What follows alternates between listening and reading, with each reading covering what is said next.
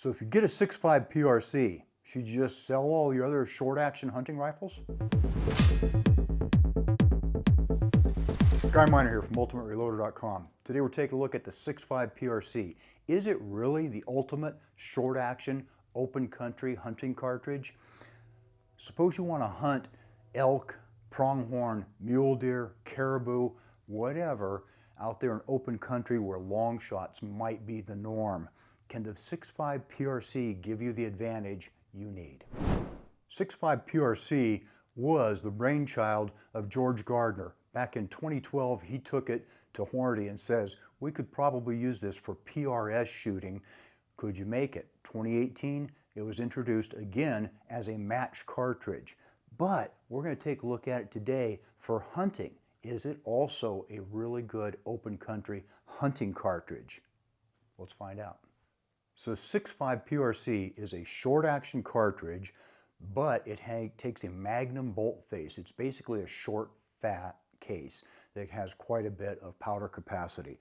It is intended specifically to take long, high BC bullets, hunting bullets or match bullets. The 6.5 PRC responds really well to slow burning powders, for instance, Rotumbo. Think about powders like that if you go to hand load for the 6.5 PRC.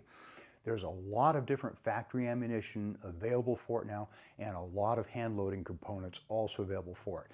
Cases, bullets, powder, it's all out there. Obviously, in today's market, it might take a little bit to find everything. So I brought in here today a couple different kinds of 6.5 PRC hunting ammo. One is the 130 grain Outfitter, the CX bullet that I've used myself in 30-06 to take a bear earlier. It's a darn good bullet and it will give you that penetration.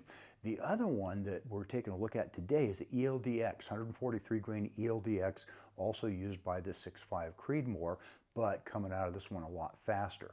These are the two kinds of hunting ammo that Hornady offers. Berger also has bullets or hunting ammo in 135, 140, and 156 grain. That's a big long bullet. Barnes has hunting ammo for it. Federal has hunting ammo for it.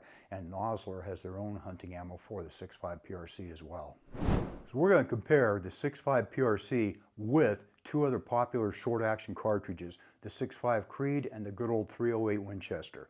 Those are both popular, well-used, well-regarded cartridges, even for precision shooting and even at longer ranges. They shine in that, and we're going to find out how much better the PRC does. First one we're going to be taking a look at is velocity.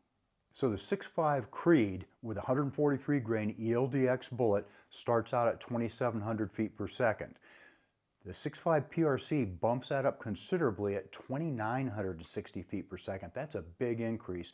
And the good old 308 is moving its 178 grain ELDX at 2,600 feet per second. If we follow those all the way out to 600 yards, they stay in that order. The 6.5 PRC stays the fastest. The 6.5 Creed is up there pretty good too, and of course the 308 Winchester is tailing along behind. It still has a big bullet, but it's not going very fast anymore. It's down to 1,700 feet per second. So we've looked at velocity. Let's take a look at what kind of foot-pounds of energy these three different cartridges generate. At the muzzle, the 6.5 Creed has 2,315 foot-pounds of energy. The PRC is way ahead of that at 2,782, and the 308 might surprise some people. It's at 2,672. That's a benefit of its bigger, heavier bullet at not a bad velocity. So that's where we are at the muzzle. If we take that all the way on out to 300 and 600 yards, you'll see that the Creed just about catches up to the 308 Winchester in energy out there at 600, and the PRC still stays ahead of both of them. The PRC is looking really good out at even 600 yards. So we've looked at velocity and energy. Let's take a look at the trajectory of these three different cartridges. 6.5 Creed, 6.5 PRC, and the 308. I arbitrarily zeroed them all at 200 yards. That's what I normally zero a rifle at if I'm hunting in somewhat open country. If I've got something that's a real fast stepper, higher velocity, I might even zero it at 300 yards. And then I know my come-up's out past that, and I have that either on the stock or just have it memorized. When I used to hunt with just one rifle, it was easy to do. If we take a look out at 300 yards, there's really not much different. The 308 has dropped 8.8 inches. It's the most, and the 6.5 PRC has dropped 6.4. That's a couple of inches, but that should not cause you a miss on a mule deer or an elk or something along those lines. By the time we get out to 600 yards, there is a tremendous difference. We've got figures of 61 inches of drop for the PRC and 85.4 for the 308, with the 6.5 Creed splitting the difference. We take a look at wind drift. Anybody who's done much hunting in open country knows that wind is the real problem. With our laser rangefinders and our good scopes we have available these days, trajectory and elevation is not an issue. It's just math. It's real simple. You range it out there at 450 yards, you dial for 450, or you hold over on the appropriate crosshair, and you're good to go. With windage, you have to judge that wind. You can get a pretty good idea from a wind meter, but that's where you're standing, not necessarily out where the animal is or in between. So you get an estimate of the wind. And it's best to have a cartridge that will help that bullet slice through the wind. High BC bullets do better at that than low BC bullets. Let's take a look and see what happens. We start them all out there at the muzzle and moving on through. At 300 yards, the wind drift is not bad for any of them. 6.2 inches is our big issue with the 308, and then if we go to the 6.5 PRC, we're at only 4.5 inches. Okay, no problem, should be able to make hits pretty easily. That's with a 10-mile-an-hour crosswind at 90 degrees. If that wind figure goes up higher, you're obviously going to have more wind drift. Move out to 400, 500, 600. Let's go all the way out to 600 just for sake of simplicity here. And we can see that the 308 is drifting over 2 feet. It's at 27.4 inches, whereas our 6.5 PRC is down at 19.5. Now that's a pretty good difference, and that could mean the difference between making a kill shot or making a nasty wound in making a gut shot. So it's much better to use the slipperier bullet, the faster bullet, to defeat the wind. I've done a lot of open country hunting. I really like it. I like the challenge of finding a way to stalk closer in open country. Sometimes that's pretty involved because there's not a lot out there to hide behind. I've gone after antelope and mule deer in very open country. Actually, my Brooks Range grizzly hunt was in pretty doggone open country.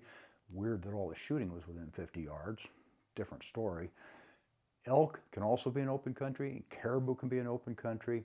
So you could be looking at any number of different game animals. It's good to plan for both a longer shot, a shot in a nasty crosswind, and for how to do a stalk to get closer within a good limit for you, your rifle, your capabilities, and the animal you're after. So in conclusion, we have crunched these numbers, and the 6.5 PRC comes out a clear winner in trajectory and velocity and energy and wind drift. It is the top of these 3 cartridges. It is available in readily available rifles and factory ammunition, as well as hand loading components. It's looking pretty doggone good, and that's a good thing. Disadvantages, it kicks a little bit more, okay? Soft kicking 6.5 Creed, a little bit more recoil from the 6.5 PRC. Maybe not horrible recoil, I don't think so at any means, but it's going to kick a little bit more, and that could be a disadvantage.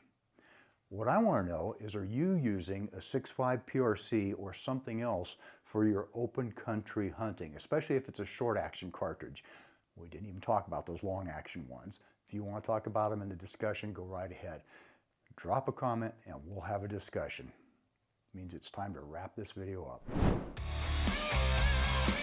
I hope you enjoyed this video. Don't forget to like and subscribe. Also, we're on Facebook, YouTube, Rumble, where we've got unrestricted content, and Instagram. Make sure to follow us on all those channels. Ultimate Reloader also has a commercial solutions division serving law enforcement, the military, and the gun industry. We have some unique capabilities, including a comprehensive suite of recoil testing and evaluation capabilities, trigger profiling, and more. If you're interested in custom rifles like what we build here on the channel or gunsmithing services, you're going to want to go to rifles.ultimatereloader.com and get on the wait list. If you want to learn lucrative gunsmithing like what I show here on the channel, including building custom rifles and Cerakote plus a whole bunch more, you're going to want to check out the Colorado School of Trades, schooloftrades.edu. Thanks again for watching.